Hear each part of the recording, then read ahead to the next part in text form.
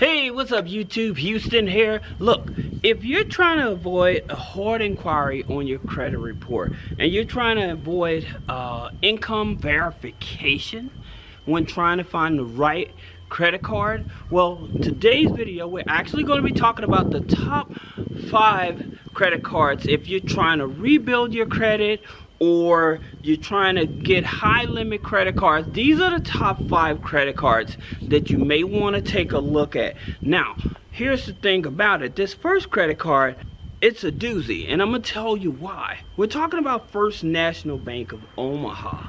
Okay, now with the First National Bank of Omaha, we're talking about the Evergreen. Now with First National Bank, they pull Experian FICO 9. Okay, now some people are not familiar with them, but I tell you this: if you're trying to have a financial institution not only able to get high limit credit card, personal credit cards, but to be able to get high limit business credit cards, then you definitely want to check out First National Bank of Omaha.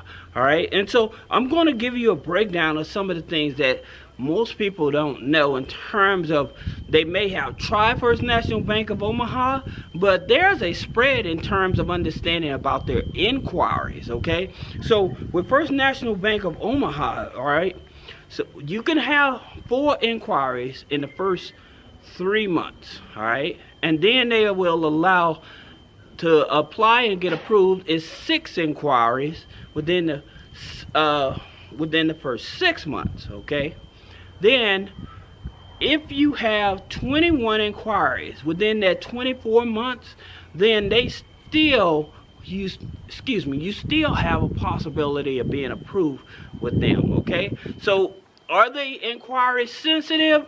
It just depends, all right? But just keep in mind, they do pull Experian FICO 9. Now, for some of you may not know what your Experian FICO 9 is, click the link in the description and actually pull your real credit file where 90% of the banks go to, okay? Now, that being said, the next credit card you want to take in consideration is the Apple Card.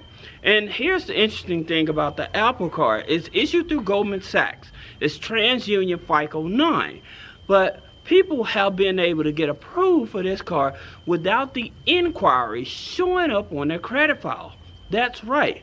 People have been able to get approved for the Apple credit card without the hard inquiry showing up on their credit file. And that's Goldman Sachs TransUnion FICO 9. All right? And of course they offer high limits as that. Now, and they're forgiving too. That's another interesting thing about it. To go after the Apple Card, again, if you're around a 620, 630 credit score, you have a higher chance of being approved for this card. Now, the next credit card, you don't even have to have a social for this card, all right, or a credit file for them to work with you, and that's the Patel 1 and the Patel 2 credit cards. Now, with the Patel 1, all right, their limits go from 300 up to 5,000. And then the Patel 2 card goes from 300 up to 10,000. So if you don't have a credit file or you have bad credit, then this is where you want to start with the Patel 1. But if you have at least a 620 or higher, then you may want to go after Patel 2. All right, so if you want to get a larger line of credit. And again, TransUnion FICO 9. Now, let's talk about some of the other major banks that you're familiar with. Let's talk about Wells Fargo. All right, so with Wells Fargo, Experian FICO 9. Experian FICO 9. Now, some of you all are like, wait a minute. They're a major bank just like Bank of America, U.S. Bank, even U.S. Bank, they still pull like TransUnion FICO 9, all right? So the thing about it with Wells Fargo has the Active Cash card, okay? And the reason I like this card is you can have at least a 670 credit score to go after this card. Now, why I like this credit card is because of the purchase and balance transfer.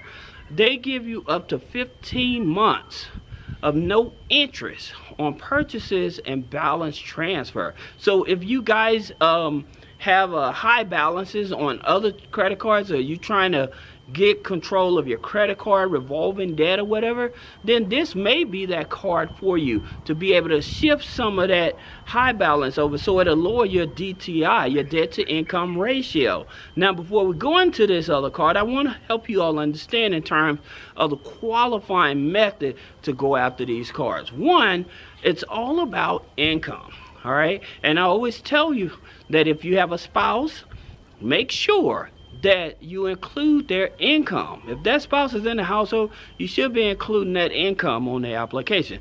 If you're an individual that's receiving child support, alimony, then annuities, then you should be including that income. If you're on disability and you're renting out a room, that's income. Okay, and a lot of people miss the opportunity to get qualified for credit cards because they're not including all of their income. Now, another thing I want to add to that is the debt to income ratio.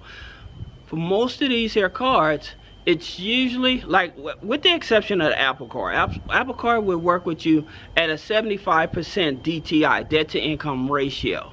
All right, but the rest of these cards, you want to stay between 50-55% debt to income ratio. Now, how do you do that? I always tell people, if you're going to be going after these credit cards, if you have open revolving accounts, and they're smaller balance open revolving accounts, if I were you, I would pay those off.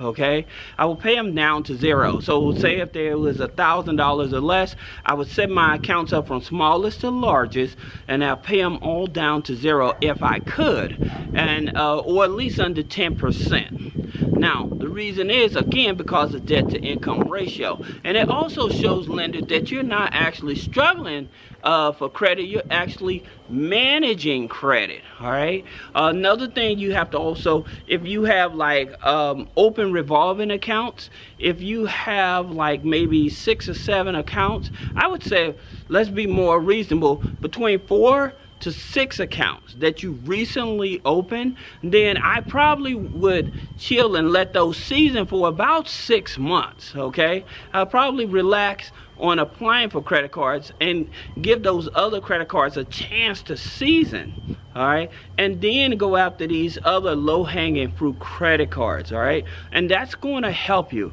Now, let's talk about one of the cards that most people want to get, is in the relationship of American Express. Okay, with American Express, I always tell you the easiest credit card to go after for American Express, especially like if you're in the low 6s, say around a 640, 660, you probably want to go for the American Express Delta Gold. Okay, that's the credit card you want to go for. Now, here's the thing about it. I also told you, before you even apply for American Express by signing up, you don't have to do that. You can pre-qualify, and it would actually tell you what credit cards that you actually qualify for. So your low-hanging fruit American Express cards, again, is your Delta Gold. Now, there's another credit card that I'm excited about. It's the American Express Everyday Blue Cash. Okay, the American Express Blue Cash Everyday card. The reason is because it also has a 15-month balance transfer. I love balance transfer because, again, if I need to liquidate this here card to do some investing, maybe do a rehab or buy a car to put on Toro or something like that, then this is the card that I want to use. Again, I would be careful, because when you max out a credit card, of course your credit score drops. All right, so you want to be very cautious with that. But at the same time, the 2 credit cards that I would definitely consider with American Express, again, it's the Delta Gold and the American Express Blue Cash Everyday. All right, so if you have any questions about business credit funding, personal credit funding, click the link in the description, schedule a one-on-one consultation. Thank you.